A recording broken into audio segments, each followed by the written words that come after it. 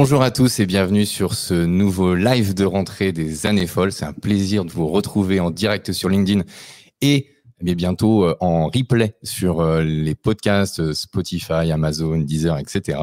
Aujourd'hui, j'ai la chance d'accueillir Nicolas. Bonjour.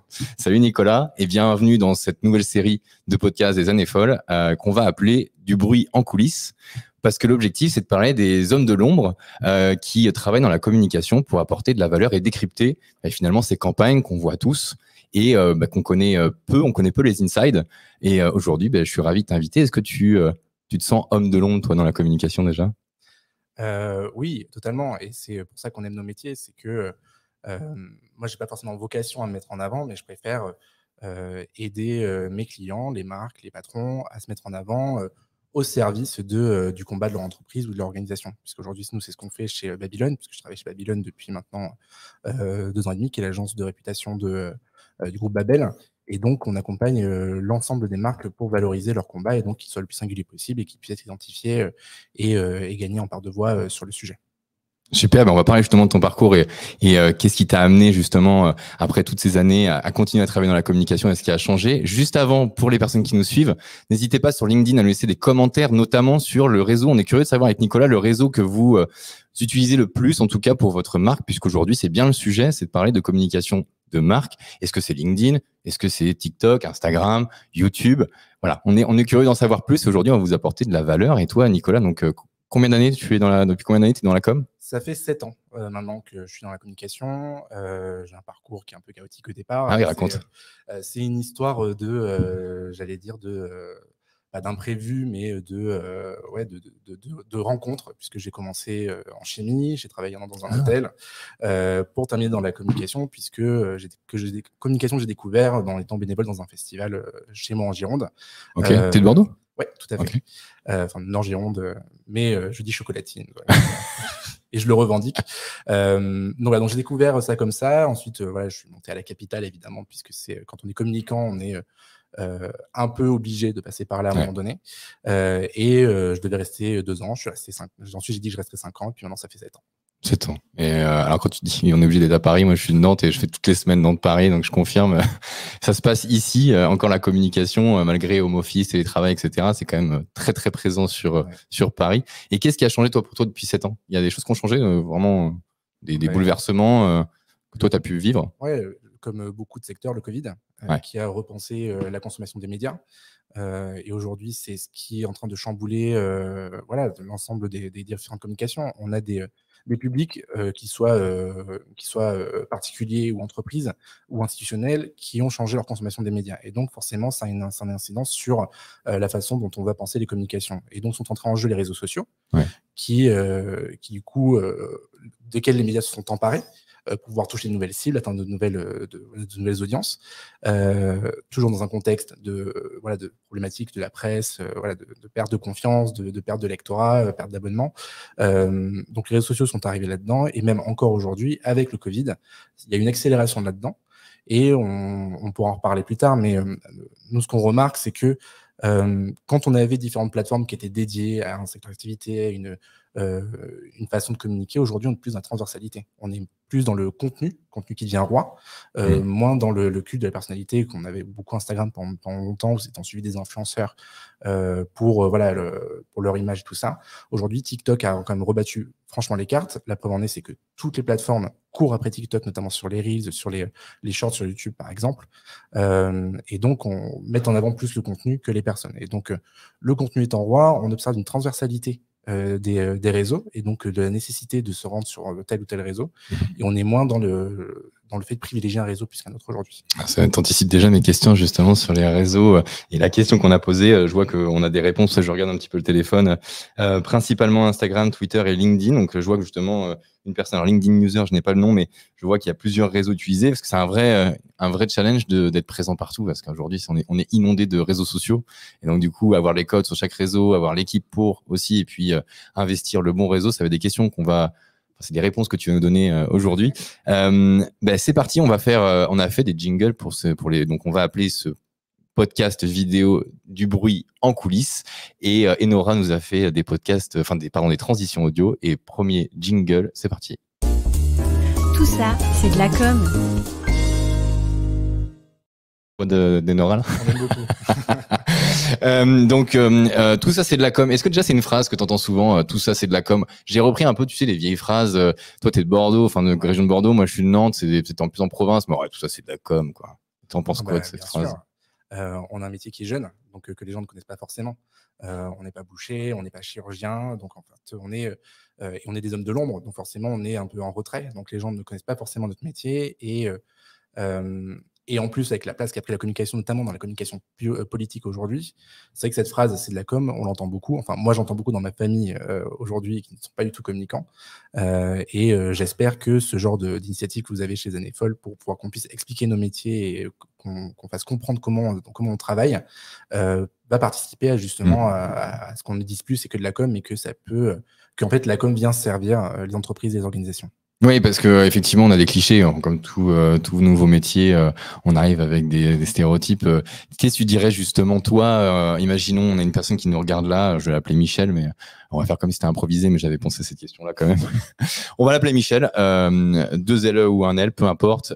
Michel, il a un chiffre d'affaires, bon, il est à Bordeaux, il fait pour son entreprise en tout cas un chiffre d'affaires de 10-15 millions d'euros de chiffre d'affaires, tout va bien, les bénéfices sont au rendez-vous, et puis il va, lors d'une soirée, te dire, non, mais tout ça, ce que tu fais, c'est de la com, moi ça marche très bien sans les réseaux sociaux, parce qu'on va parler principalement des réseaux sociaux. Qu'est-ce que toi tu lui dirais aujourd'hui en 2022 pour qu'il se lance sur les réseaux sociaux à titre de marque ou même à titre individuel? Voilà, qu'est-ce que tu lui dirais? Bon, déjà, je lui parlerai de ce que je fais au quotidien, donc c'est gérer la réputation de mes clients. Et aujourd'hui, la réputation, tout le monde est capable de savoir ce que c'est une bonne ou une mauvaise réputation. Et que la mauvaise réputation, comme la bonne d'ailleurs, peut avoir une incidence sur l'ensemble des parties, enfin l'ensemble de ce que fait son entreprise, que ce soit sur ses ventes, que ce soit sur son cours de bourse, que ce soit sur le trafic en magasin.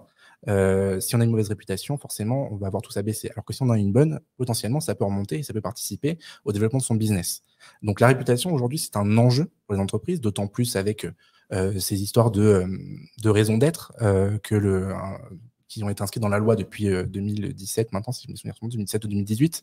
Donc, il y a de réels enjeux de réputation aujourd'hui pour l'ensemble des entreprises. C'est un incontournable, quoi, pour toi. Tout à fait, oui. Et même, je dirais au-delà de ça, c'est que Michel, donc il ou elle, il a un business à faire tourner.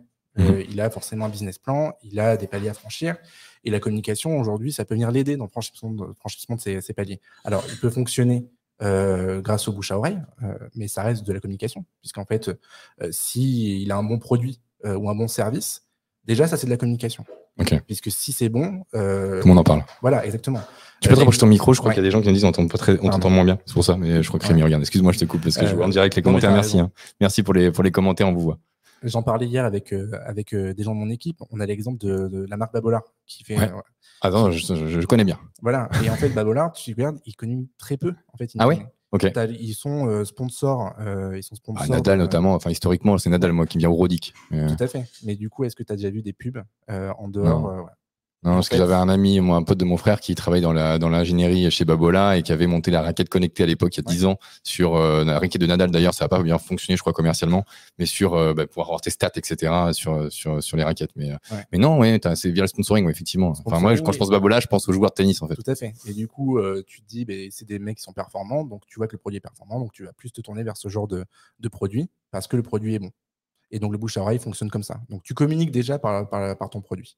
Donc, la communication, in fine, elle existe déjà dans ce que tu fais et dans la qualité de ton produit, de ton service. Et après, quand tu fais 10 millions de chiffre d'affaires, peut-être envie de passer à 15 millions, 20 millions. Et donc là, tu vas vouloir aller toucher de nouvelles audiences, de nouvelles cibles. Et c'est là que la communication peut venir aider. Ok, d'accord. Donc, à un moment donné, tu vas avoir un nouvel objectif, toucher de nouvelles audiences, élargir. Et puis construire ta réputation et du coup t'as un cap en fait, c'est ça? Ouais. Si tu veux dire. De toute façon, la communication c'est une histoire d'objectifs et de cibles qu'il faut qu'on atteigne et donc il faut mettre en œuvre les moyens, les outils nécessaires pour atteindre ces objectifs et ces cibles. Ok. Eh bien, petite transition, enfin aucune transition. On a des petites. Je t'ai dit, est-ce qu'on les fait à la fin ou est-ce que là, je vois qu'il y a du monde qui commande, donc on va en profiter. Vous êtes là parce que souvent le temps de rétention, c'est ton métier. Tu sais bien que les gens restent. Il faut les laisser en tout cas consommer le live et le regarder. Donc pour vous donner un peu de croustillant, on a des petites questions en bonus. Attention, je précise que Nicolas n'y connaît pas toutes et il va en piocher une et on va répondre. Et puis on va enchaîner sur la prochaine question. Vas-y, suspense. Merde. après, on va parler des réseaux sociaux concrètement. Alors, teasing, série film que tu as hâte de voir prochainement. Je vais peut-être surprendre, mais je vais dire le live action de La Petite Sirène. Parce que je trouve que c'est un... Je ne sais pas si vous avez vu la polémique qu'il y a du fait d'avoir mis une actrice noire pour jouer La Petite Sirène dans live action, alors que dans le Disney initial, c'est une sirène blanche qui joue. Je savais même pas ça, tu vois, tu me l'apprends. Enfin, je savais même pas qu'il y avait ce film qui allait sortir et juste, enfin, cette com-là, j'ai pas eu passer. Donc ça a fait un peu ça a été à la fois critiqué et très bien accueilli. Donc c'était très clivant comme sujet sur les réseaux sociaux ces derniers jours. Et j'ai très hâte de voir ce que ça va apporter au débat public et surtout au sujet d'inclusion, puisque voilà, c'est une histoire de représentativité. J'ai vu une vidéo qui faisait un best-of de petites filles noires qui étaient ravies de voir que La Petite Sirène était noire. Et moi, ce que j'aimerais rappeler, c'est que La Petite Sirène de Disney a été tirée de contes précédemment. Donc, c'était déjà une adaptation. Donc, je suis ravi de voir qu'on continue d'adapter des grands classiques et que ça peut servir l'intérêt commun. Il y avait Barbie aussi qui avait fait aussi un peu polémique. Les Barbie, ils ont ouvert plein de Barbie différentes du stéréotype qu'on a classique de la Barbie, quoi, la blonde blanche américaine. Ok, bon, mais Petite Sirène. Alors moi, honnêtement, je pense pas que j'irai voir le film au cinéma, parce que je vais pas souvent au cinéma, mais intéressant, hyper intéressant. Est-ce que tu vas en faire un article, ça? Parce que je vois, là, on en parlait, mais tu avais arrêté de faire les articles LinkedIn justement sur ces sujets-là. Est-ce que tu continues à consommer un peu de LinkedIn? Enfin, créer du contenu sur LinkedIn, toi? Parce que je sais que tu parles souvent de ces sujets-là, justement. Ouais, j'essaye. Alors, après, il faut que je trouve le temps de le faire. Ouais. C'est quand on a pas mal de travail en ce moment, et donc heureusement, on en a beaucoup à l'agence, on a moins de temps d'en faire. Maintenant, j'aime bien prendre le temps aussi de parler des sujets. L'actu. Exactement. On parlait notamment des références générationnelles tout à l'heure avant de commencer, et notamment le fait qu'aujourd'hui, on a un combat générationnel entre des plus âgés qui vont venir être moins réceptifs à ce que peuvent apporter à la société une Aya Nakamura ou une Nina Situation, par exemple, qui sont aujourd'hui des références et des figures d'empowerment féminin en France. Je tiens quand même à rappeler que Aya Nakamura a quand même été la dernière artiste française à être projetée sur Times Square, que Lena Situation a quand même participé de l'intérieur quand elle a été chez Jennifer pour créer une gamme de fringues, j'allais dire, divers et inclusif, ce qu'elle a reproduit avec sa marque Hôtel Mafouf. Donc, j'aime beaucoup ce genre de figures qui ne sont pas parfaites, et encore heureux. Je trouve que la perfection, c'est très vite, pour être vulgaire, on se fait vite chier, finalement. Donc, voilà. Donc, non, je vais continuer à faire des articles, je pourrais continuer, j'aurais pu en faire un sur Magali Berda. Beaucoup de monde l'ont fait. Je ne sais pas si ça vaut la peine d'en faire un papier supplémentaire. Maintenant, voilà, je pense qu'il faut qu'on arrête d'en parler entre nous communicants, mais qu'on en parle ailleurs, qu'on explique ce qu'est notre métier, pour qu'on comprenne que notre métier, non, ce n'est pas que faire du placement de produits, ce n'est pas que gérer des gens de télé-réalité, c'est gérer des professionnels qui passent du temps pour créer du contenu et qui aujourd'hui servent les intérêts des marques et qui peuvent participer à la bonne réputation d'une marque aujourd'hui. Hyper intéressant. Nous, tu l'as vu, on en parlait tout à l'heure, on va pas se mentir, on n'a pas communiqué sur ce sujet-là. Je pense qu'en plus, on n'a pas tous les dessous, on a que la face visible, je dirais, de l'iceberg. On va dire la difficulté actuelle, c'est les stéréotypes, tout de même, les mettre des gens très rapidement dans des cases. Et en tout cas pour mon avis, en tout cas sur notre business d'influence B2B et d'influenceurs, du coup, B2B, c'est de faire un raccourci sur influenceurs, télé-réalité, placement de produits, TikTok, Instagram. Voilà. Enfin, tu vois, les trucs assez classiques. Et ça nous dessert tout de même, ou ça nous sert, ça dépend comment on le prend. Si on va au premier degré, ça nous dessert, parce qu'on imagine que tous les influenceurs sont ces personnalités-là qu'on a mis en avant récemment dans les médias mainstream. Alors que c'est beaucoup plus complexe que ça. Il y a énormément aujourd'hui de leaders d'opinion, plein de bords différents qui ont du succès pour plein de raisons différentes. Et télé-réalité, finalement, c'est qu'une niche dans, enfin une niche, bon, plus qu'une niche, mais qu'une partie de l'influence des influenceurs. Toi, tu collabores beaucoup avec des influenceurs justement pour les marques. Est-ce que tu penses que l'influence, du coup, l'intégrer dans une campagne de communication, les influenceurs aujourd'hui, c'est quelque chose d'important, c'est systématique sur les réseaux sociaux? Enfin... Alors, systématique, non, parce que ça dépend encore une fois des objectifs qu'on se fixe. Maintenant, ça peut venir porter la réputation d'une marque. Ça, c'est sûr, ou d'un projet en particulier. On ne travaille pas systématiquement avec des influenceurs. Ça nous arrive de travailler avec beaucoup. Des gens, et donc, nous, le travail qu'on fait chez Babylone, c'est de prendre le temps d'échanger avec eux. C'est de les connaître, de connaître leur ligne éditoriale et de se savoir si on leur propose des projets, ça va leur convenir. Je proposerai jamais un projet qui ne conviendra pas à un influenceur. Okay. Voilà, si mes clients me demandent, je dirais, en fait, moi, ma reco, c'est de pas le contacter lui parce que le connaissant, il dira non. Donc, okay. C'est du donnant-donnant. C'est eux, ils ont une ligne éditoriale, ils ont une image qu'on peut utiliser, une réputation qu'on peut utiliser pour capter de nouvelles communautés, de nouvelles audiences. Maintenant, on n'a pas forcément intérêt à aller chercher tous les influenceurs.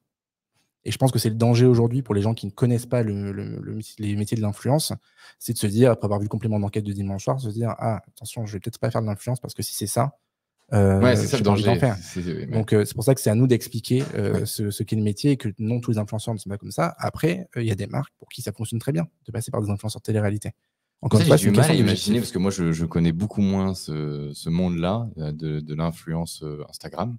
Est-ce que aujourd'hui, quand tu collabores avec une personnalité de télé-réalité, il y a une part de danger, j'imagine, parce que quand je vois ça, si vraiment je fais le raccourci, je me dis, c'est des fois très rapide, très non préparé, et je laisse l'autonomie à l'influenceur de communiquer. Et du coup, souvent, je me mets à la place de la marque, je me dis, elle doit pas être bien des fois, non? Je sais pas. Surtout après avoir vu le reportage, en disant, oula, si je travaille avec une personnalité de télé-réalité, peut-être que c'est dangereux pour ma marque ou pas. Et quand tu dis ça convient à certaines marques, quoi. Oui, encore une fois, c'est une question d'objectif. C'est une question de visibilité très rapide. Ils ont des millions de followers. Ouais, c'est pour un raccourci très rapide, quoi. Voilà, si tu as besoin de visibilité rapide, voilà. En plus, si leurs audiences, finalement, correspondent à ce que toi tu vends, comme produit ou comme service, go. Après, la question de la réputation, effectivement, elle arrive sur le tapis, d'autant plus récemment, avec les affaires de Shona Evans et WeEvent et tout ça. Donc, c'est un autre enjeu qui rentre en compte, hein, mais encore une fois, c'est une question d'objectif et de cible. Ok. Et bien justement, moi, c'est ma transition, c'est finalement, je suis cette marque-là, donc tu m'as convaincu. Tu m'as parlé justement, je me posais la question de ok, maintenant je sais, j'ai compris que pour ma réputation, c'est important d'être sur les réseaux sociaux, peut-être avec des influenceurs ou pas. Moi d'ailleurs, mon avis, c'est de construire avant de travailler avec des leaders d'opinion, parce que c'est un raccourci des fois un peu trop rapide, même n'importe quel leader d'opinion, si la marque n'a pas de réputation, comme tu disais tout à l'heure, ça peut être trop rapide, voire dangereux. Mais ça, c'est mon avis. Maintenant, une fois que je suis convaincu, déjà sur quel réseau je dois aller? Quel réseau? Moi, je suis une marque. Alors, on va prendre un exemple, c'était trop. Oui. Donc, j'allais te faire la même réponse, ça dépend de l'objectif. Alors justement, je parlais de Michel. Michel qui fait 15 millions d'euros de chiffre d'affaires et qui a une entreprise, on va dire une entreprise de service. Okay. Je ne vais pas donner d'exemple précis, mais une entreprise de service qui vend des... allez, je vais orienter parce qu'on est sur LinkedIn, donc on va dire des services B2B pour des entreprises. Il n'a jamais communiqué sur les réseaux sociaux, en tout cas très peu. Quelles sont les premières étapes pour toi essentielles pour ce lancement? Déjà, il faut qu'il ait conscience que travailler sur les réseaux sociaux, c'est un vrai métier. C'est qu'il y a des gens qui font des études pour ça, qui sont experts de leur sujet, qui connaissent parfaitement les rouages des réseaux sociaux, qu'on ne peut pas se lancer à l'aveugle dessus. Il faut qu'on ait vraiment un plan de communication. Et donc, c'est nous, agences, on travaille là-dessus. Il y a des freelances aussi qui travaillent très bien sur le sujet. Donc, on peut accompagner les marques comme ça. Et après, une fois qu'on aura une fois qu'on aura identifié donc les besoins de Michel, on pourra l'accompagner sur les différentes plateformes. L'avantage, c'est qu'aujourd'hui, on n'a pas une plateforme qui peut être alors, on a encore des plateformes qui peuvent être dédiées plus pour certains sujets que d'autres, mais ce que je te disais au début, c'est qu'on a une transversalité aujourd'hui des réseaux sociaux qui se opère de plus en plus. Je te donne un exemple, quelqu'un qui propose des solutions, j'allais dire, de gestion RH, il peut avoir un discours, donc l'incarner via le dirigeant de l'entreprise sur LinkedIn, par exemple, puisque c'est quand même le lieu où on va pouvoir avoir la place pour publier du contenu et relayer ces différentes prises de parole qu'on pourrait avoir dans la presse, par exemple. En tant que dirigeant, là, donc en tant qu'ambassadeur de la marque. Exactement, tout à fait. Okay. Et ensuite, tu peux avoir l'entreprise qui communique elle-même, et par exemple avec des tips, tu vois, des espèces des conseils. Et donc ça, tu peux le retrouver à la fois sur TikTok, où on voit de plus en plus une émergence de contenus qui viennent donner des conseils pour gérer un tableur Excel, gérer les types de 30 secondes. Exactement, tout à fait. Et que tu vas retrouver aussi sur YouTube, par exemple. Donc, tu peux aller capter plusieurs plateformes. Et la force de TikTok aujourd'hui, c'est l'algorithme. Et donc, si jamais tu es intéressé par ce genre de tips, tu vas vite avoir ce type de contenu qui va arriver dans ton feed aussi. C'est l'avantage d'un réseau. Donc pour toi, en fait, on part si je comprends bien, dans ta stratégie que tu préconises avec l'agence Babylone, c'est de viser large, d'aller sur chaque plateforme et d'exploiter la plateforme en fonction de ses atouts. Typiquement, LinkedIn, je vais développer en tant que dirigeant. Et puis derrière, je vais avoir un expert de mon outil SIRH qui va présenter en 30 secondes un tips sur TikTok. Et derrière, un développement sur LinkedIn du dirigeant qui va expliquer comment ils ont développé la solution, par exemple. En fait, plus que viser large, c'est être au bon endroit au bon moment. Okay. Où est mon audience? Si j'ai une solution qui est à destination des start-upers, je sais que les start-upers, ça va potentiellement être des hommes et des femmes qui sont trentenaires, urbains. Faisons des clichés. Donc, on va être forcément sur LinkedIn, puisqu'aujourd'hui, c'est un lieu privilégié aujourd'hui des start-upers où ils se renseignent, c'est une source d'information pour eux et une source de réseautage. Donc, c'est quelque chose qui va pouvoir être intéressant pour eux. Maintenant, il ne faut pas oublier que un chef d'entreprise, c'est aussi une personne qui est consommateur et qui utilise d'autres réseaux sociaux. D'où l'intérêt d'aller voir ailleurs. Vraiment, c'est pas le fait de viser large, c'est vraiment ce que je te disais, d'être au bon endroit au bon moment. Ok, d'accord. Écoute, très clair, parce que c'est vrai que moi j'ai tendance, tu vois, alors peut-être parce que je suis cofondateur d'une entreprise qui est plus petite aussi, parce que on va parler d'aller sur les différentes plateformes et d'aller au bon moment, au bon endroit au bon moment au niveau de la cible. Et c'est vrai que en tant que moi je gère la com des années folles, en gros, avec l'équipe.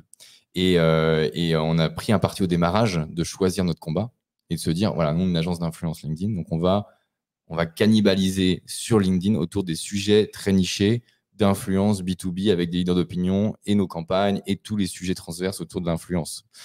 Deux cofondateurs, donc nous on va aussi jouer les ambassadeurs sur des thématiques complètement différentes. Typiquement, moi j'ai un parcours complètement différent de mon associé de Julien, donc du coup lui va parler des enjeux par exemple de la marque employeur parce qu'il a un parcours de DRH, et moi je vais plutôt être dans la stratégie marketing ou de communication, d'où d'ailleurs cette vidéo podcast. Par contre, une fois qu'on s'est bien installé sur LinkedIn, on a décidé d'exploiter, on n'a pas exploité TikTok, mais d'exploiter les différentes plateformes parce qu'en fait, pour nous, c'était presque obligatoire. Enfin, je dis obligatoire. En termes de référencement et de réputation, tout le monde n'est pas sur LinkedIn, même si c'est 25 millions d'utilisateurs. Et donc, il faut avoir une place sur Instagram, sur Twitter, en tout cas pour notre cible. Et donc, du coup, on a décidé. Mais c'est vrai que quand on a une petite entreprise, on a des choix à faire. C'est pour ça que je posais la question. Nous, on a décidé de se focus sur un réseau démarrage, et une fois qu'on avait les clés, et après le SEO, etc., ça en a découlé forcément, et puis ça crée du trafic. Mais oui, je suis plutôt d'accord. Et après, c'est aussi compliqué pour l'entreprise d'avoir des expertises. Donc, c'est pour ça que je posais la question dans ma tête de me dire, externaliser, internaliser, parce que recruter quelqu'un, quand on voit LinkedIn, la complexité déjà d'un réseau pour performer, pouvoir performer sur les différents réseaux. En plus, les influenceurs ne sont pas sur les mêmes réseaux. Les community managers ne sont pas forcément experts dans chaque réseau. D'ailleurs, moi, c'est pareil. Un community manager, souvent, il a une expertise très pointilleuse. Et tu le disais au démarrage, c'est un métier. Donc, du coup, je parle de LinkedIn. La page entreprise LinkedIn, elle ne gère pas du tout pareil qu'un compte Instagram, quoi. Donc, c'est vrai que il faut avoir les moyens et le temps ou l'expertise extérieure. Vous, c'est ce que vous amenez, vous allez en interne proposer justement toutes ces expertises pour performer sur toutes les plateformes? Ah oui, nous, on a une équipe dédiée aux réseaux sociaux qui font un super boulot d'ailleurs. Donc, je ne sais pas si tu peux leur passer un coucou. Je ferai plusieurs fois dans le podcast aujourd'hui pas mal de gens à saluer. Non, mais c'est qu'on a une équipe aujourd'hui qui justement sait gérer l'ensemble des plateformes, à la fois dans le conseil et dans l'opérationnel. Donc, c'est ça qui est hyper intéressant, c'est qu'on a des experts. Et donc, les experts peuvent accompagner au mieux les entreprises et répondre à leurs besoins. Et donc, les accompagner sur la définition de leurs objectifs, de leurs cibles, en fonction de leur domaine d'activité, par exemple, et de pouvoir leur dire, voilà, c'est mieux que vous alliez plutôt là, on peut vous accompagner avec tel type de contenu, il faut que vous ayez une éditoriale qui soit de telle façon, qui corresponde à la fois à l'image que vous avez, que vous voulez donner, l'image que vous avez aussi, ou l'image que le chiffre que vous voulez effectuer si jamais vous voulez changer un positionnement de marque, par exemple. Ça doit être hyper challengeant d'ailleurs. Complètement changer de positionnement, c'est hyper intéressant et hyper challengeant. Tout à fait. Surtout qu'on a une marque ancrée, quoi. Exactement. Donc, donc effectivement, on a des experts qui travaillent là-dessus. Mais effectivement, voilà, c'est un métier, c'est des gens qui bossent depuis 2 à 3 ans pour les plus juniors, qui sont 10, 15 ans pour les plus seniors aujourd'hui. Mais ce sont des experts, tous à leur niveau. Pas sous-estimer le travail que c'est derrière. Je vais regarder un peu les questions, il y a quand même des questions. Donc, on a Julie, Leslie, je vois des Delphine. Bonjour à toutes et à tous. Tout est une question d'audience. Et TikTok pour le B2B? Tiens, on va prendre cette question-là. Merci Leslie. TikTok pour le B2B, t'en penses quoi, toi? Moi, je pense que ça dépend encore une fois des cibles. Faut préciser. Précisez, s'il vous plaît. Non, mais si je prends ce que je disais tout à l'heure, c'est que je trouve ça intéressant dans le sens où le contenu, aujourd'hui, on a le contenu qui est roi, et donc c'est plus les personnes qui sont sur TikTok, c'est pas les personnes qui sont reines aujourd'hui et qui font qui drive le contenu. C'est quelqu'un qui peut faire 100 vues sur tous ses TikTok, d'un coup peut faire 1 million de vues parce qu'en fait, il a publié un contenu qui est intéressant. Donc le sujet du contenu est hyper intéressant et permet d'envisager de nouvelles choses. Sur le B2B, encore une fois, ça dépend de ce qu'on fait comme activité, ce qu'on propose. Aujourd'hui, la question des tips, alors que ce soit sur les RH, on voit beaucoup de RH qui se mettent de plus en plus sur TikTok pour donner des conseils à la fois pour les candidats, mais aussi pour les recruteurs, pour dire voilà, moi je suis expert RH, je vous indique que quand vous recevez un candidat, vous pouvez réagir plutôt comme ça, et quand vous êtes candidat, vous pouvez réagir plutôt comme ça, comme ça. C'est des formats courts qui est compréhensible facilement, accessible facilement et qui est rapidement parlant. Donc, je trouve que TikTok aujourd'hui n'est pas exploité à son plus haut potentiel.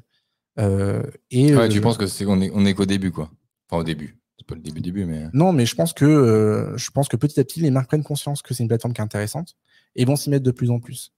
Aujourd'hui, on a des influenceurs qui sont eux-mêmes experts. Je prends l'exemple des tableurs Excel. Moi, j'avoue. Ça, c'est un des trucs que je regardais, moi, quand j'ai supprimé TikTok, mais c'était un truc que je regardais. D'ailleurs, c'est l'un des seuls contenus à l'époque, parce que ça a bien changé depuis, c'était il y a 2 ans. C'était des tips de petits hacks rapides en 30 secondes. C'est ça. Typiquement des codes Excel ou du no-code sur, je sais pas, un Zapier, un truc. Enfin, voilà, ça me permettait d'aider mon quotidien.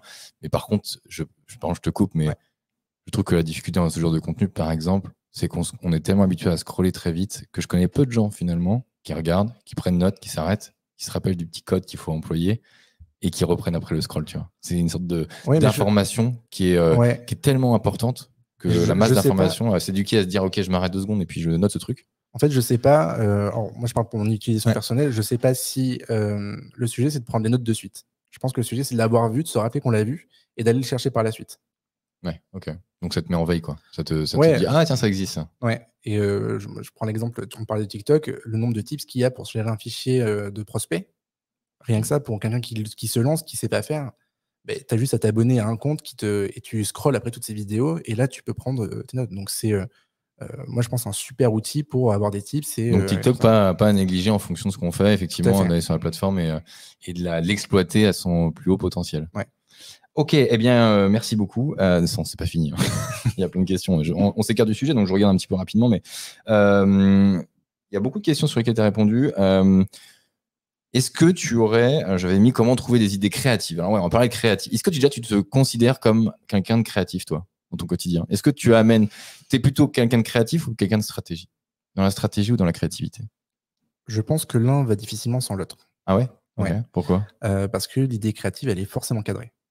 On a un brief, donc avec des objectifs, des cibles, encore une fois. Il y a réponse à tout. J'ai 7 ans d'expérience quand même. Ouais, bah oui, je vois ça, je vais prendre de l'eau, tu vois. Non, l'idée créative, elle est forcément cadrée, donc elle n'est pas si créative que ça finalement.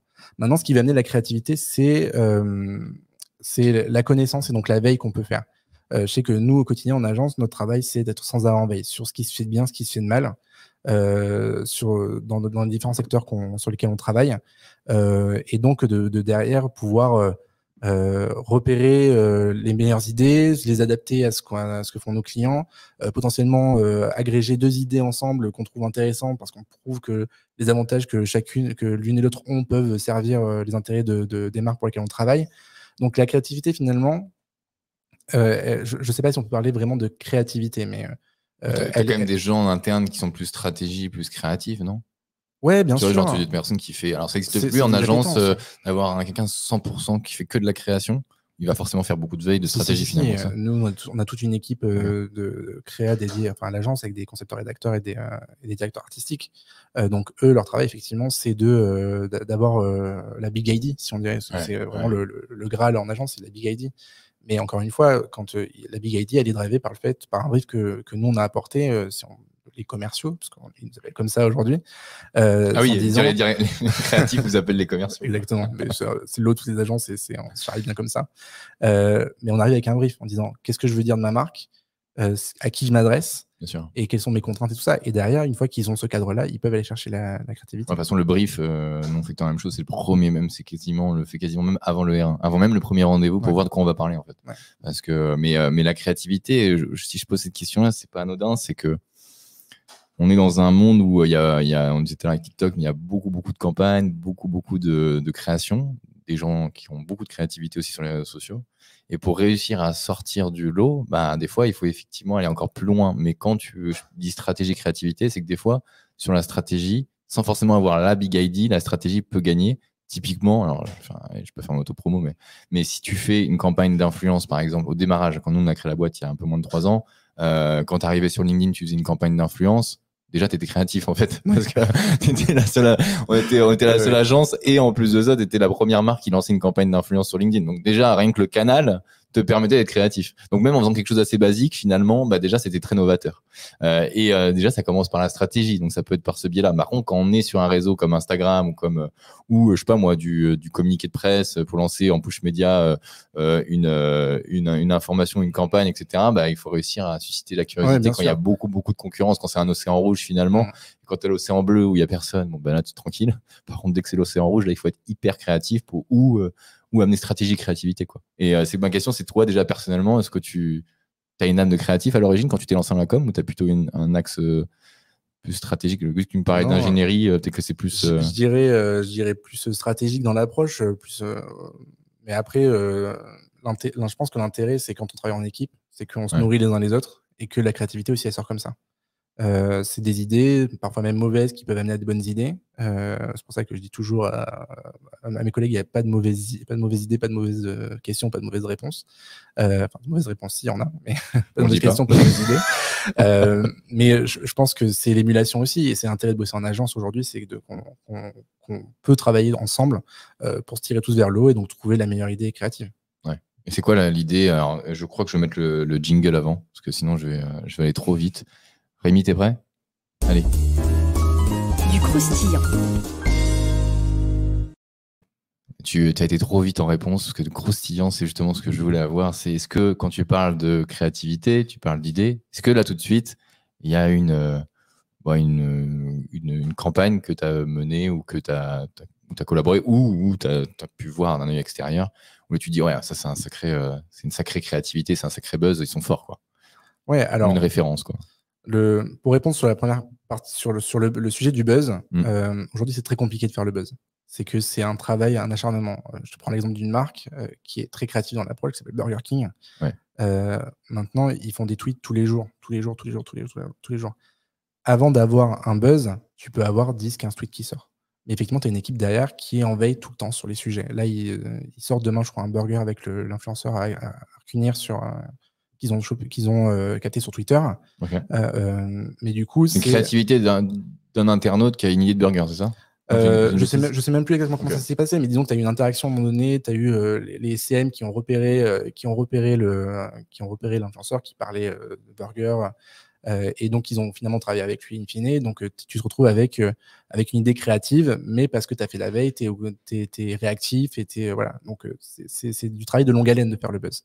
Maintenant, si je m'arrête sur une OP que moi j'ai pu faire par le passé, j'ai travaillé pour EDF pendant un temps, et on travaillait sur la question de la valorisation du mix énergétique d'EDF. Okay. Donc ça fait un peu écho au sujet actuel de l'énergie, et donc notre travail, ça a été de trouver la meilleure façon de valoriser ce mix énergétique. On pouvait prendre la facilité et passer par des influenceurs scientifiques. En fait, ça aurait été, on aurait parlé qu'un seul cercle, on n'aurait pas parlé forcément au grand public. Et en fait, tu peux rappeler, avant, pardon, je te coupe, mais les mix énergétiques, parce que peut-être que tout le monde, tu vois, juste comprenne bien la campagne et l'objectif. C'est toutes les solutions et toutes les solutions qui vont pouvoir amener de l'énergie. Donc, ça peut être le nucléaire, ça peut être l'hydraulique, ça peut être l'éolien, par exemple. D'accord. Et donc, nous, on devait valoriser toutes ces solutions qui existaient chez EDF. Et ils nous ont dit, première chose, si on va aller à Chinon, on veut montrer la centrale nucléaire de Chinon. Quand tu regardes Chinon, tu te dis, OK, centrale nucléaire, je vais parler de quoi avec des influenceurs lifestyle. Mais en fait, tu te rends compte que ils font un son lumière sur le site, donc tu dis, je peux amener des mecs qui sont un peu arty. Quand tu regardes les contours de la centrale, tu as des lignes qui sont très claires, donc tu peux faire venir des influenceurs archi. Et donc, on a fait venir une dizaine d'influenceurs dans cette centrale pour leur montrer les coulisses de quelque chose auquel ils n'ont pas forcément accès en temps normal, mais en respectant chacun leur ligne éditoriale. Donc, chacun a fait son contenu. L'influenceur architecture, il a fait des vidéos avec des lignes très droites, qu'il aime bien, très industrielles, tout ça. Donc, mais en même temps, en faisant passer les messages qu'on avait envie. C'est quoi, c'était Instagram? Instagram, oui, tout à fait. On avait Instagram et Twitter, c'était les deux réseaux qu'on sollicitait à l'époque. Ensuite, on est passé sur de l'hydraulique, au barrage à Kems, donc dans l'est de la France, où là, il y avait également une visite du musée de l'électricité, des expériences à vivre. Donc là, on a fait venir des influenceurs plus lifestyle qui ont l'habitude de faire vivre des expériences que leur communauté n'ont pas l'habitude de voir en temps normal. Et enfin, on est allé à Marseille, dans l'écoquartier, qui est Euromède 2, je crois, qui est alimenté. En fait, tu as pas mal de bâtiments qui sont alimentés en énergie grâce à l'eau de la mer. Okay. Et donc, des sujets qui sont, j'allais dire, très niches de base, on a réussi à en faire des sujets assez grand public par le biais des influenceurs qu'on a sollicités. Mais mettre en lumière ces choses qu'on consomme, qu'on ne sait pas finalement comment ça se passe derrière. Quoi. Et en fait, le fait de parler à des gens qui ne connaissaient pas non plus comment fonctionnaient les différentes centrales qu'on allait voir, ça permettait de créer l'intérêt auprès d'eux. Et donc, eux, l'intérêt, ils soient plus à même de partager ce qu'ils apprenaient à leur communauté. Ouais. Et donc, on avait une dizaine d'influenceurs par opération, ce qui est quand même pas négligeable sur les opérations. Donc, du coup, ça a fait du bruit. Vous avez relayé après dans la presse, dans les médias? Dans la presse, non, puisqu'on était que sur les influenceurs. Mais du coup, quand des influenceurs qui ont entre 50 000 et 150 000 followers, tu atteins quand même de très bonnes cibles, des cibles assez larges derrière. Ouais, donc tu as réussi à parler d'un sujet quand même qui est complexe. Ouais. Avec pas forcément que des influenceurs dans une expertise hyper précise, mais toucher un plus large public avec des sujets qui nous concernent tous. Ça peut être par la curiosité, c'est ce que font certains influenceurs YouTube, je pense à ça, ou moi je donne un exemple, mais le premier, le plus gros qui me vient à l'esprit, c'est Thibaut InShape qui pendant un moment faisait, moi je consomme pas vraiment, mais je vois beaucoup les vignettes, j'en ai vu quelques-unes où il allait en inside dans l'armée de l'air, etc., pour faire découvrir à son audience un petit peu les coulisses de comment ça se passe, le quotidien, et puis derrière, ça peut amener une campagne de recrutement, de marque employeur ou d'autres objectifs. Ok, bah, écoute, hyper intéressant. Et d'ailleurs, est-ce que tu peux nous parler, moi j'ai regardé, j'ai fouiné un peu LinkedIn, et j'ai vu que tu avais mené avec tes équipes une campagne pour American Express sur, alors je sais plus, c'est Small... Shop Small. Ouais, j'étais presque. Shop Small, oui, j'ai bossé. Shop Small, et du coup, vous avez en plus réitéré plusieurs fois la campagne, il me semble, avec des axes un peu différents. Est-ce que tu peux nous en dire un peu plus? Parce que je trouvais ça hyper... comment l'idée est venue justement, et nous donner un peu les coulisses de cette campagne et rappeler qu'est-ce que cette campagne? Alors Shop Small, c'est un projet qui est hyper intéressant, qui est une opération de soutien au commerce de proximité, qui existe depuis plus de 10 ans aux États-Unis et qui est devenu une réelle institution puisque c'est le premier samedi après Thanksgiving, si mes souvenirs sont bons, et dont les pouvoirs publics se sont emparés.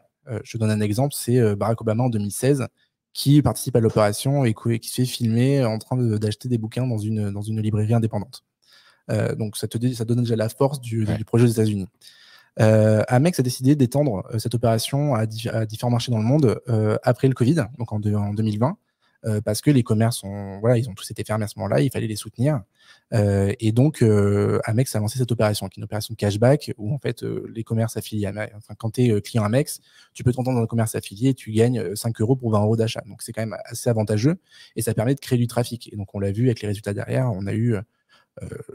je ne vais pas dire de bêtises, mais on a eu un pourcentage assez énorme de clients qui sont rendus dans des commerces de proximité pour la première fois grâce à l'opération. J'ai lu 50%, moi. Ouais, c'est ça. Vous avez mis, après, ça date, donc tu imagines que...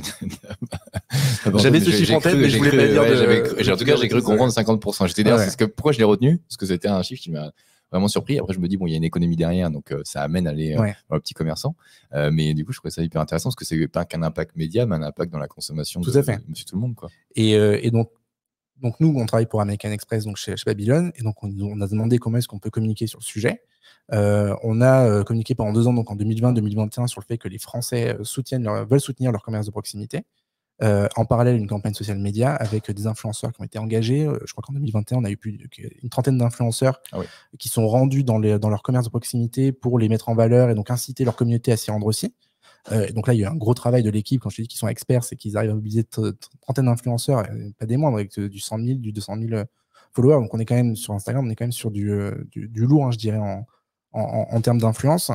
Cette année, on a été tourner des vidéos qu'on va diffuser en fil rouge toute l'année sur Facebook. Côté RP, on a lancé ce qu'on appelle cette année le palmarès Shopnote des villes au commerce de proximité les plus dynamiques et les plus appréciées. Comment nous est venue l'idée? C'est qu'on voulait une communication qui soit peut-être un peu plus fun dans l'approche, puisqu'on était on sortait de 2 années assez lourdes en termes d'ambiance même médiatique. Et donc on s'est dit, mais comment est-ce qu'on va pouvoir rendre le sujet un peu plus funky? Donc on a réfléchi et on se dit, ok, on est en France, qu'est-ce qui caractérise les Français? Donc là, tu vois, je te parlais de la cible tout à l'heure. Je sais pas, moi, le fromage. Non, mais tu parles de commerce de proximité, donc tu vois, je me dis, les successeurs des commerces de Bordeaux, tu sais tout à fait. le cliché français. Le cliché français, c'est qu'on est très chauvin. Mais qu'est-ce qui est plus chauvin qu'un Français? C'est quelqu'un de sa région. Et donc, on s'est dit... ça titre d'une pub, ça, tu vois, pour le faire. Exactement. Qu'est-ce que plus chauvin qu'un Français? Un Bordelais, tu vois, par exemple. Et donc, on a lancé ce palmarès donc, des villes les plus commerçantes en France. Ça a plutôt pas mal marché, puisqu'on a eu une trentaine de retombées presse dans la presse locale, la presse nationale, avec des JT qui en ont parlé. Donc, on est assez fiers de cette opération-là. Et voilà, donc on espère que ça. Vous avez en fait pris le sujet, vous l'avez exploité, vous avez trouvé des canaux différents, des axes différents, mais vous avez exploité l'idée initiale qui était américaine, que vous avez approfondie et adaptée au marché français, quoi. Ouais, exactement. Okay. Donc on peut partir finalement d'une idée qui peut être de notre pays, mais l'adapter à son pays avec ses influenceurs, sa ligne éditoriale. Qui est hyper intéressant. Effectivement, j'avais vu moi le JT le 19 c'est M6, ouais, tout à fait. Sur M6 quand parlait justement des classements des régions qui étaient je dirais la plus solidaire au niveau des petits commerçants. Je crois que d'ailleurs ta région était bien classée. Bordeaux premier, donc on était très fiers. J'étais encore plus fier de mener ce projet quand j'ai vu les résultats. C'est pas triché, t'as pas triché, hein. Non, j'ai pas triché. Non, on a travaillé en plus avec Statista, qui est le roi de la statistique aujourd'hui. Je crois qu'on a interrogé plus de 4000 personnes, puisqu'on a 100 personnes par ville, on a 30 villes qui ont été interrogées, donc c'est un énorme projet. Donc on est très content de l'avoir mené à bien, que ça ait fonctionné, qu'on ait eu un très bon accueil aussi.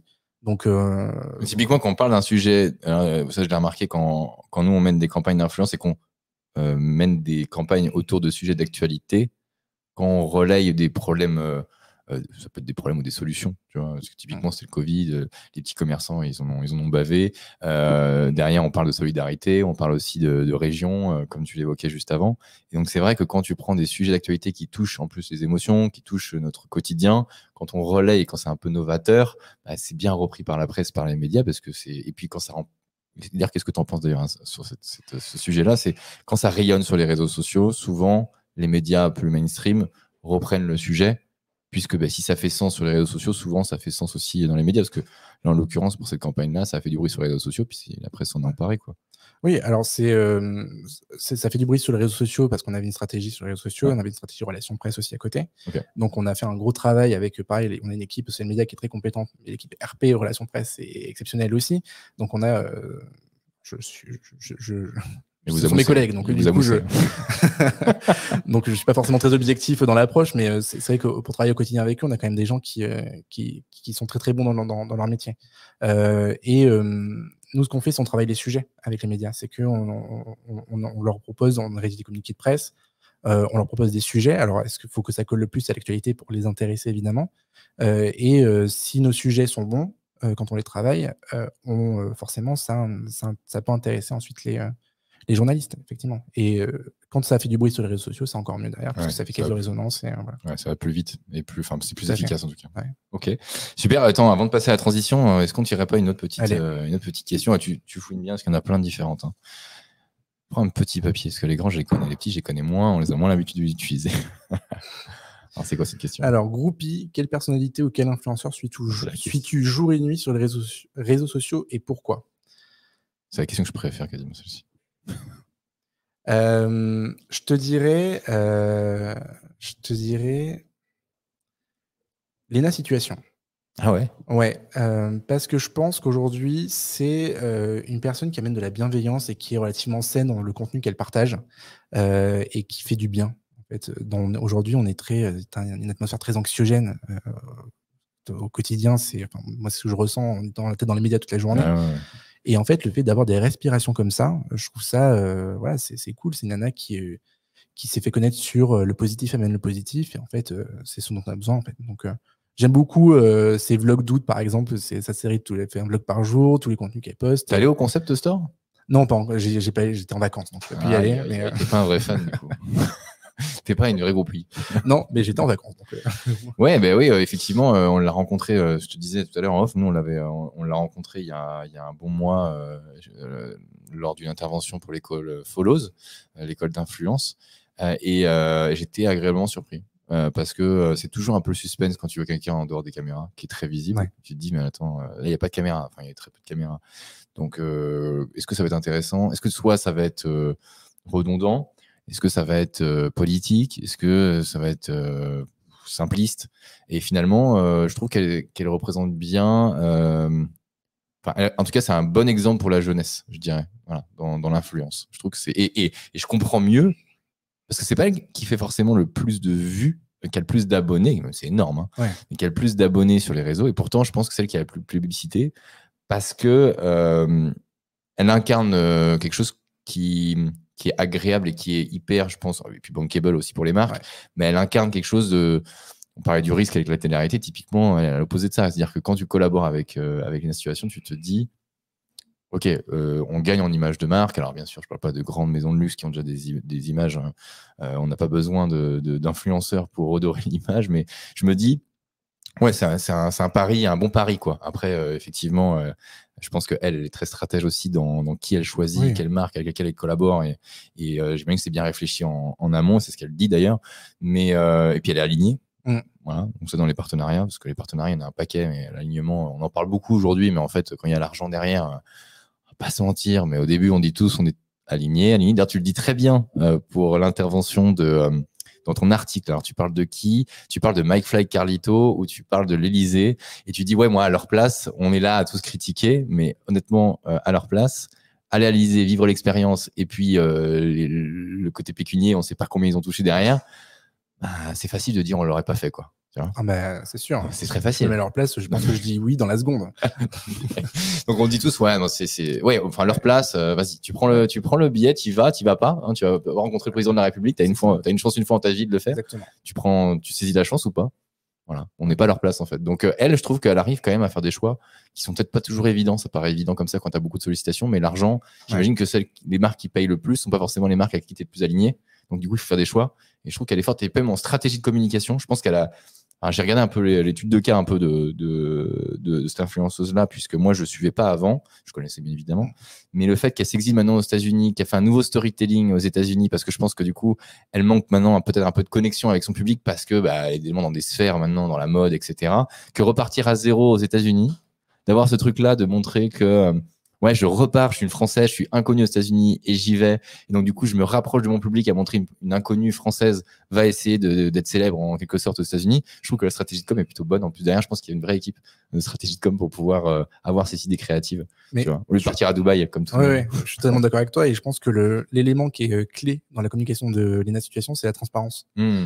Contrairement à beaucoup, elle se cache pas sur ses partenariats, elle se cache pas sur sa vie. Elle a fait même sur le sujet de la santé mentale, qui est un gros sujet aujourd'hui dans la société, elle a fait, juste avant ses vlogs d'août, elle a partagé une vidéo, elle est face cam, où elle raconte des moments durs qu'elle a eus parce que des gens qui venaient chez elle, le harcèlement sur les réseaux sociaux, et donc elle est assez transparente sur ce qu'elle vit au quotidien, sur le métier aussi qu'elle pratique aujourd'hui, qui est créatrice de contenu influenceuse. Et je trouve que ça, le fait de montrer toutes les facettes de son métier, c'est quelque chose d'important, même pour les générations qui la suivent.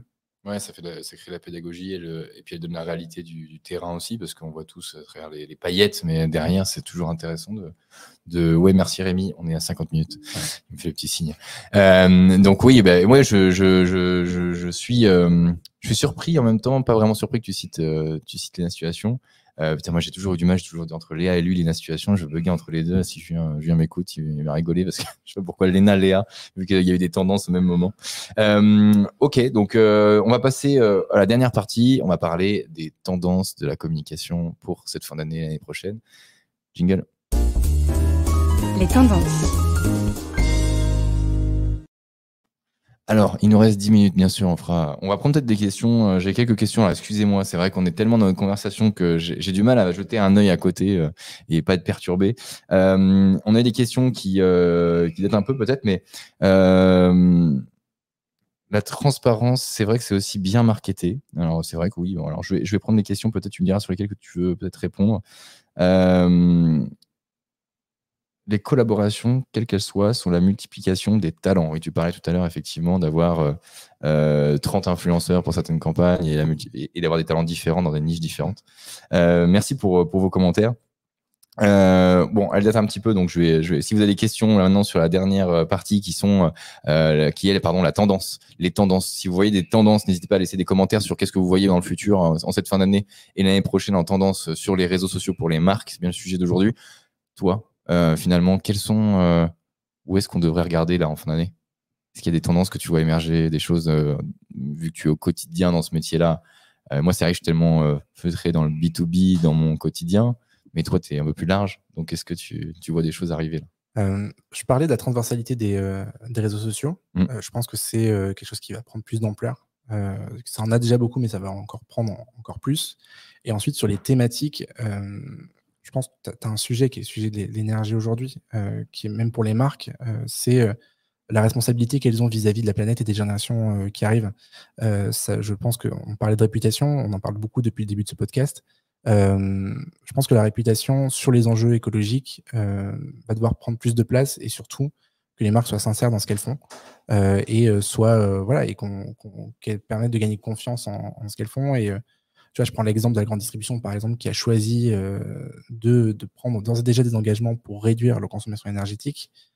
Ça participe aussi à une communication de marque. Tu vois. Donc, tu as tous ces enjeux-là autour de l'environnement qui, pour moi, sont très importants. Et aujourd'hui, chaque marque doit pouvoir prendre en main ces sujets-là et de manière sincère. On parlait transparence et marketé, mais je pense que le côté de la sincérité doit être...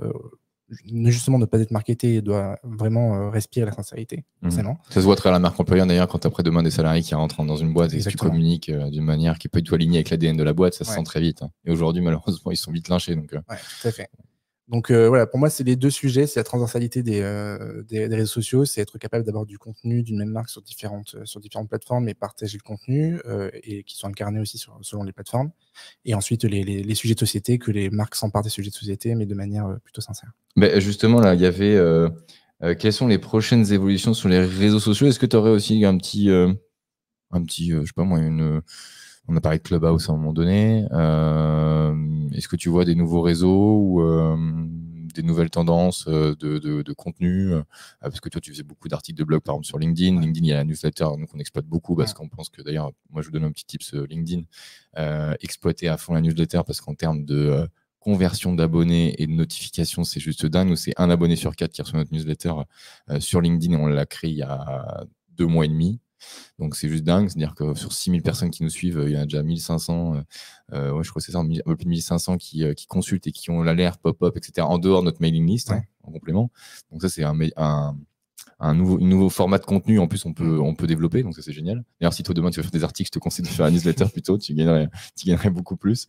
Parce que les articles, c'est un peu la fin des articles sur LinkedIn. Est-ce que tu as pareil des formats, des choses que tu vois là actuellement, les vidéos, par exemple, est-ce que la vidéo sur LinkedIn ou sur d'autres réseaux sociaux, tu tirais sur un format ou est-ce que format très long, YouTube, par exemple, depuis plus de 2 heures maintenant, ou sur du podcast, ou voilà, est-ce que tu as un truc que tu vois émerger là, tu te dis là, il y a un truc à faire. Ce que je trouve intéressant, c'est le retour de formats qu'on croyait oubliés.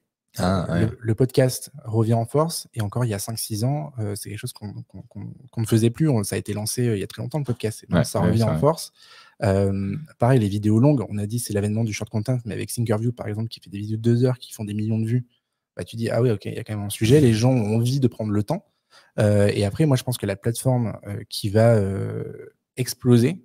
Dis-moi LinkedIn ou ça. Non, je pense que LinkedIn roule bien. Ils ont des contenus, effectivement, avec les newsletters, qui pareil, newsletters, ça fait combien de temps on n'a pas recommandé de faire de newsletters à nos clients? Ah, c'est dingue. Ouais, voilà. ouais. Et maintenant, ça repart grâce à J'y croyais pas au début, notamment. moi. Voilà. Donc pareil, c'est des formats qui n'existent, qui étaient en perte de vitesse, qui remontent, donc ça c'est hyper intéressant. Mais après, tu as Twitch aujourd'hui, Twitch qui est hyper intéressant, qui est la nouvelle télé finalement. Est-ce que Twitch, ça sort vraiment du... Parce que moi, j'arrive souvent un peu trop tôt sur les réseaux sociaux, tu vois. Typiquement, Twitch, j'ai regardé il y a pas mal de temps et c'était très univers gaming à l'époque. J'avais rencontré la directrice nationale de Twitch, il me semble, ou Europe, je sais plus, directrice commerciale, je ne sais plus. Et du coup, je me suis dit, putain, elle me parlait justement de l'élargissement de Twitch autour de sujets autres que le gaming. Ça a changé ça? Tu vois, aujourd'hui, parce que c'est vrai que bon, l'algo m'emmène beaucoup moi sur le gaming et même c'est du vidéo podcast. Hein. Pourquoi pas demain le faire sur Twitch? Je ne sais pas. Je me demande si c'est assez ouvert maintenant, c'est assez open en termes d'audience. Sur le B2B, je sais pas. En revanche, maintenant, oui, l'une des émissions phares de Twitch, c'est Popcorn de Domingo. Oui, c'est vrai. Ouais. T'as ça. Quand tu regardes les The Events Weekend, Twitch, ils ont quand même battu le record de levée de fonds sans avoir d'énormes streamers en dehors de ceux qui étaient là traditionnellement. C'est très gaming ça, tu vois. Mais tout le contenu qu'ils ont fait pendant le The Event, t'avais un combat de catch, t'avais j'ai lu ce matin. T'avais le question pour un streamer spécial Burger Quiz. Enfin, c'est du gaming, mais c'est de l'entertainment en fait, plus que du gaming aujourd'hui. Donc pour moi, Twitch devient la plateforme. Et t'as tous les médias qui s'y mettent. BFM a sa chaîne Twitch, t'as le PSG par exemple qui diffuse des entraînements sur sa chaîne Twitch aussi. Donc tu n'as pas que du gaming.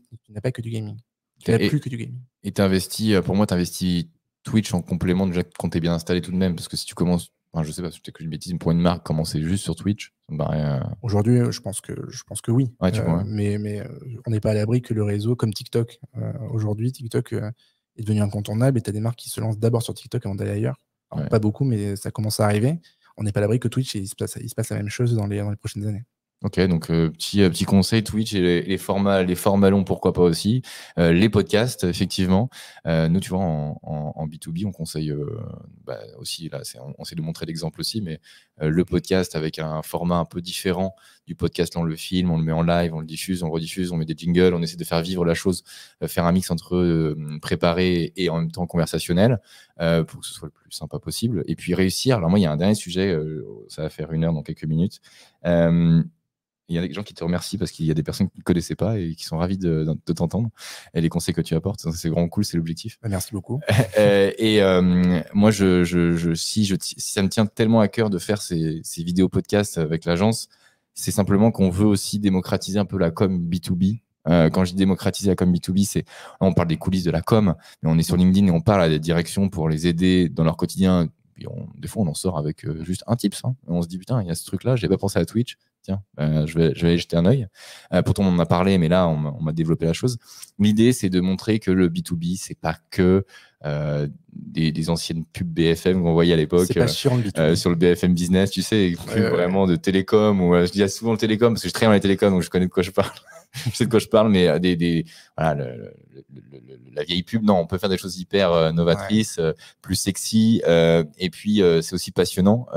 Et LinkedIn en fait partie, mais pas que, et le podcast aussi. Donc c'est pour ça que je voulais rebondir. Je suis ravi que tu dises ça parce que on veut essayer de démocratiser et toutes les marques, pour plein de sujets différents, méritent de créer des contenus de ce type. Alors commencez pas tout de suite avec quelque chose, une usine à gaz. Hein. Allez-y étape par étape. Faites confiance aux professionnels qui sont capables de vous aiguiller. N'écoutez pas tout ce qu'on vous dit tout le temps sur les réseaux, etc. Parce que moi, des fois, j'aime dire qu'on prend une tangente un peu différente. C'est ça l'idée, c'est de pas forcément faire et copier-coller tout ce qu'on entend et tout ce qu'on voit. Parce qu'à un moment donné, tout le monde parlait de Clubhouse, tout le monde parlait de TikTok, tout le monde parlait... Et donc, tout le monde se jette sur la tendance. Essayer de réfléchir plutôt, comme tu disais, omnicanal, réfléchir à sa stratégie, pourquoi ce réseau, audience, brief, et bien poser les choses avant et pas copier-coller ce qu'on entend en tendance.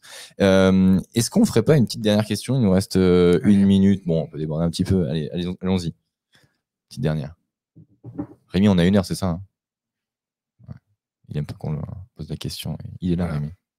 Ta campagne de pub préférée et pourquoi? Super, on va finir là-dessus. C'est dur ça. Ouais, c'est hyper dur.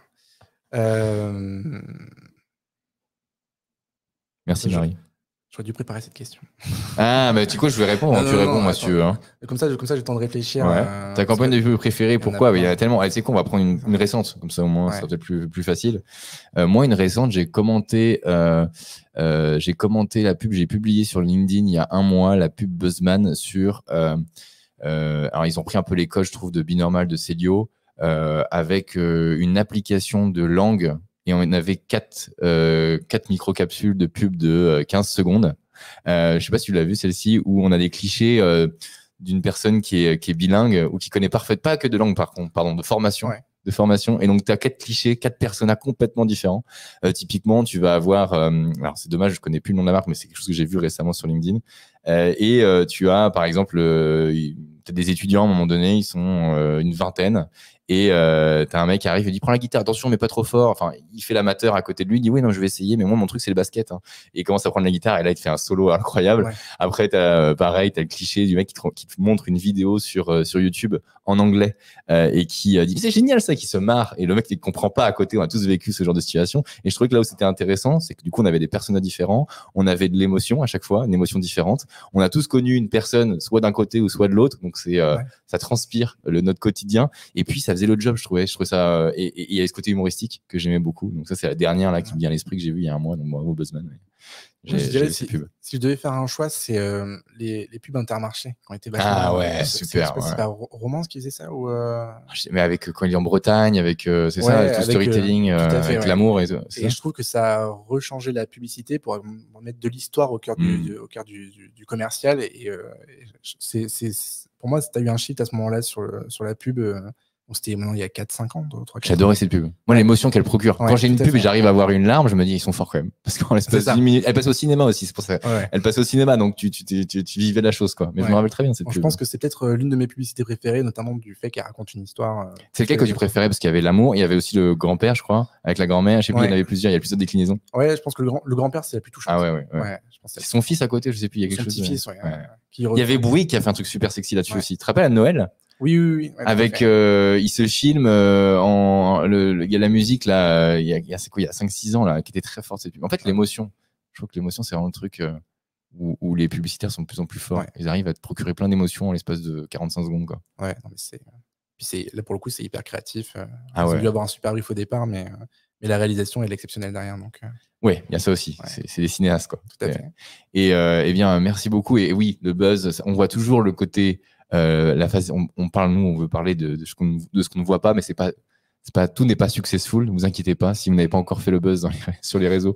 On se rappelle tous de buzz, mais finalement, il y en a très peu qui arrivent à réussir à faire énormément de bruit. C'est des marques qui travaillent avec des entreprises, qui essayent beaucoup de choses aussi. Il faut réussir à oser, à être créatif, à tester pas mal de formats différents, d'influenceurs différents, de réalisations différentes, de sujets différents.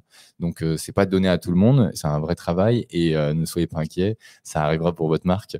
On vous le souhaite en tout cas. Et puis, accompagnez-vous des meilleurs. Merci beaucoup, Nicolas. C'était super. Je sais qu'il y a des commentaires dithyrambiques sur ta prestation. Donc, bravo. C'est canon. Merci à vous deux. Super format. Bravo la qualité de retransmission. L'humain, 3 petits points. Oui, l'humain, on le disait dans les pubs. Donc, merci. Ça a été super. Merci à toi. À très bientôt.